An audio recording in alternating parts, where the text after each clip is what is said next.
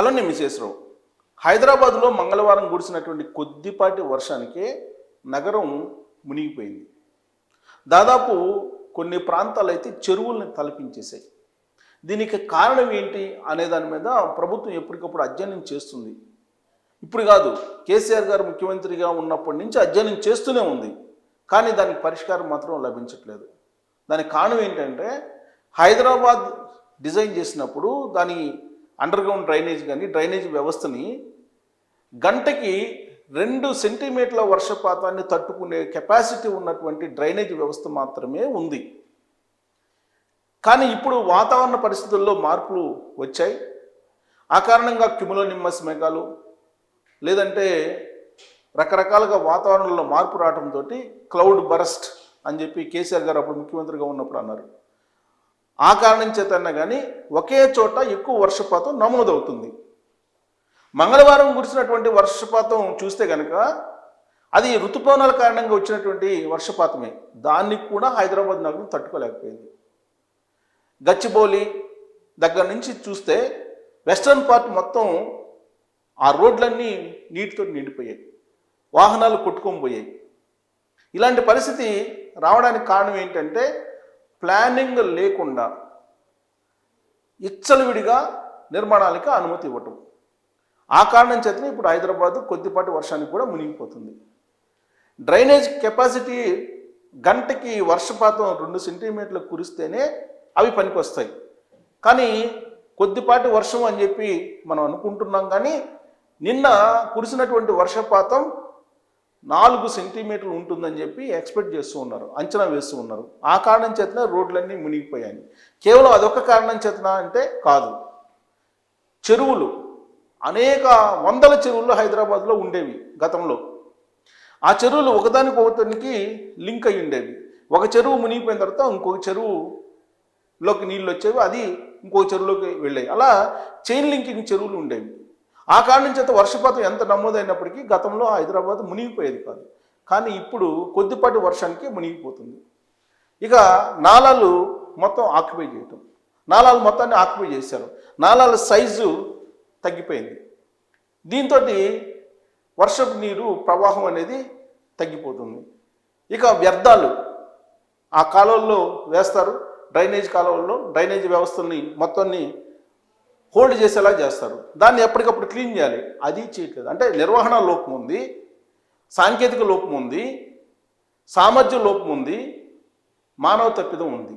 ఇన్ని రకాల తప్పులు హైదరాబాద్ని ఎప్పటికప్పుడు ముంచేస్తూ ఉన్నాయి. మరి దీనికి పరిష్కారం చేయాలంటే వీటన్నిటిని రెక్టిఫై చేయాలి. హైడ్రా తీసుకొచ్చారు, ఆక్రమణ తొలగిస్తున్నారు. కానీ మంగళవారం కురిసినటువంటి వర్షాన్ని చూసిన తర్వాత నగరం మునిగిపోయింది. మరి హైడ్రా కారణంగా వచ్చినటువంటి ఫలితం ఏంటి అని అంటే కొన్ని చెరువుల్లో నీళ్ళు అయితే నిండాయి, కానీ రోడ్ల మీద మాత్రం నీళ్లు అలానే ఉండిపోయి. కొన్ని దృశ్యాల్ని నేను చూపిస్తాను, సోషల్ మీడియాలో వైరల్ అవుతున్నాయి. దానికి కారణం ఏంటంటే అమరావతి మునిగిపోయింది అని చెప్పి హైదరాబాద్లో ఉండేటువంటి కొంతమంది నాయకులు ప్రచారం చేశారు.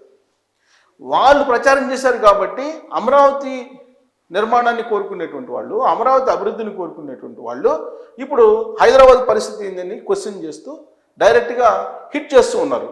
ఇది మంచి పద్ధతి కాదు. ఎందుకంటే తెలుగు వాళ్ళవి 2 రాష్ట్రాలు బాగుండాలని చెప్పి కోరుకునేటువంటి నాయకులు ఉన్నారు, 2 రాష్ట్రాలు బాగుండాలని కోరుకునేటువంటి పౌర సమాజం ఉంది. అన్నదమ్ముల్లాగా కలిసి ఉందామని చెప్పి ఉద్యమ సమయంలో కూడా సర్ది చెప్పారు, భౌగోళికంగా విడిపోయినా అన్నదమ్ముల్లా కలిసి ఉందామని. కానీ కొంతమంది రెచ్చగొట్టేటువంటి ప్రయత్నం చేస్తున్నారు. గుప్పుడు మంది వాళ్ళు అమరావతిలో వర్షం పడినప్పుడు ఆ నీటిని చూపించి ఈ మునిగిపోతాయని చెప్పి కొంతమంది మేధావుల రూపంలో, జర్నలిస్టుల రూపంలో ట్రోల్స్ చేశారు. ఇప్పుడు హైదరాబాద్ మునిగిపోతే ఆంధ్రప్రదేశ్ సంబంధించినటువంటి కొంతమంది సోషల్ మీడియాలో ట్రోల్ చేస్తున్నారు. ఇది కరెక్ట్ కాదు. ఎవరైనా సరే ఒకళ్ళు ఏదైనా నష్టపోతున్నారంటే దాని మీద మానవీయ కోణం నుంచి ఆలోచించాలి, లేదా సరైన సలహాలు సూచనలు దాని పరిష్కారానికి ఇవ్వాలి. కానీ హైదరాబాద్ మునిగిపోయిందని ఆంధ్రప్రదేశ్లో ఉండేటువంటి కొంతమంది గుప్పిడి మంది సంతోషించడం, అమరావతి మునిగిపోయిందని చెప్పి హైదరాబాద్లో ఉండేటువంటి గుప్పిడి మంది సంతోషించడం అనేది అనారోగ్యకరమైనటువంటి వాతావరణం. ఇప్పుడు సోషల్ మీడియాలో అదే కనిపించింది. ఆ సోషల్ మీడియాలో ఎలా పోస్ట్ చేశారు ఇక్కడ వర్షపాతాన్ని అనేది నేను చూపిస్తాను. ఎందుకంటే ఆ వర్షపాతాన్ని చూస్తే హైదరాబాద్ ఎలా మునిగిపోయింది అనేది. ఇక్కడ చూడండి, హైదరాబాద్ ఎలా మునిగిపోయిందో. నిన్న కొద్దిపాటి వర్షానికి కార్లు మునిగిపోయి కొండాపూర్ కొత్తగూడ జంక్షన్ దగ్గర ఇది క్లోజప్లో చూపించచ్చు. ఇక్కడ ఇది ఫ్లైఓవర్ మన హైటెక్ సిటీ ఫ్లైఓవర్, కొద్దిపాటి వర్షమే. ఇలాంటి పరిస్థితి ఎందుకు వచ్చింది? నేను చెప్పాను, కెపాసిటీకి మించినటువంటి విధంగా టౌన్ ప్లానింగ్లో ఉండేటువంటి బిల్డర్స్ ఒక్కొక్కళ్ళు 100 గజాల్లో 7 ఫ్లోర్లు పర్మిషన్ ఇచ్చేశారు. నాలాల కెపాసిటీకి మించినటువంటి నిర్మాణాలకు అనుమతి ఇచ్చేశారు. ఈ కారణంగానే ఫ్లడ్స్ ఇన్ హైదరాబాద్ అని చెప్పేసి ఇప్పుడు గ్లోబల్గా ఈ విజువల్స్ ప్లే అవుతున్నాయి. ఇదేమో గ్లోబల్ సిటీ హైదరాబాద్ అని చెప్పి మనం అనుకుంటున్నాం. రాబోయేటువంటి రోజుల్లో హైదరాబాదు ప్రపంచానికి డెస్టినీ అంటున్నారు. కానీ ఇక్కడ చూస్తే కనుక కొద్దిపాటి వర్షానికే ఇలాంటి సిచ్యువేషన్ నెలకొందండి. చూడండి ఎలా మునిగిపోయిందో. దీనికి కారణం ఏంటి? కేవలం చెరువుల్ని ఆక్యుపై చేయటం, నాలాలని నిర్వహణ లేకపోవటం, సాంకేతిక లోపం, నిర్వహణ లోపం, ఇవన్నీ మానవ తప్పిదం కారణంగా కనిపిస్తున్నటువంటి దృశ్యాలు ఇవి. మరి దీనికి ఎవరిని బాధ్యం చేయాలి? కేసీఆర్ గారిని బాధ్యం చేయాలా? రేవంత్ రెడ్డి గారిని బాధ్యం చేయాలా? లేదంటే చంద్రబాబు నాయుడు గారిని బాధ్యం చేయాలా? ఎవరిని చేయాలి?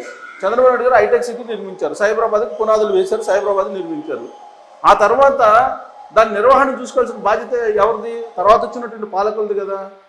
కేసీఆర్ గారు 12 సంవత్సరాలు పరిపాలించారు. ఆయన టైంలో కూడా వర్షాలు వచ్చినాయి, కార్లు కొట్టుకోమని, మోటార్ బైకులు కొట్టుకోమని, ఆటోలు కొట్టుకోమని. ఆయన ఏం చెప్పారు అప్పుడు? క్లౌడ్ బర్స్ట్ అని చెప్పారు. ఇప్పుడు కేసీఆర్ గారు ఓడిపోయారు, ఇంటి దగ్గర కూర్చున్నారు ఫామ్ హౌస్లో. ఇప్పుడు రేవంత్ రెడ్డి గారు వచ్చారు. రేవంత్ రెడ్డి గారు ఏమంటున్నారు? చెరువులన్నీ ఆక్యుపై చేసేసారు, ఆ కారణం చేతనే హైదరాబాద్ మునిగిపోతుందని చెప్తున్నారు. మరి ఇది గ్లోబల్ సిటీ అని చెప్పి సోషల్ మీడియాలో ఈ విజువల్స్ అన్నింటినీ ప్లే చేసి చూపిస్తూ ఉన్నారు.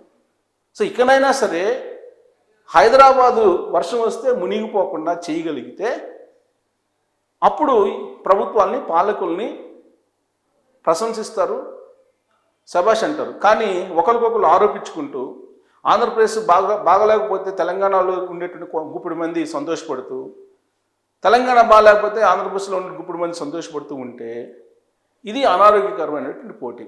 ఒకవైపు ప్రపంచంతో పోటీ పడుతున్నాం అని చెప్పి రేవంత్ రెడ్డి గారు చెప్తూ ఉంటారు.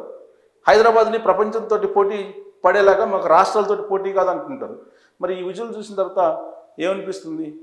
దీనికి కారకులు ఎవరు అనే దాని మీద మీరు కామెంట్ చేయొచ్చు. Thank you.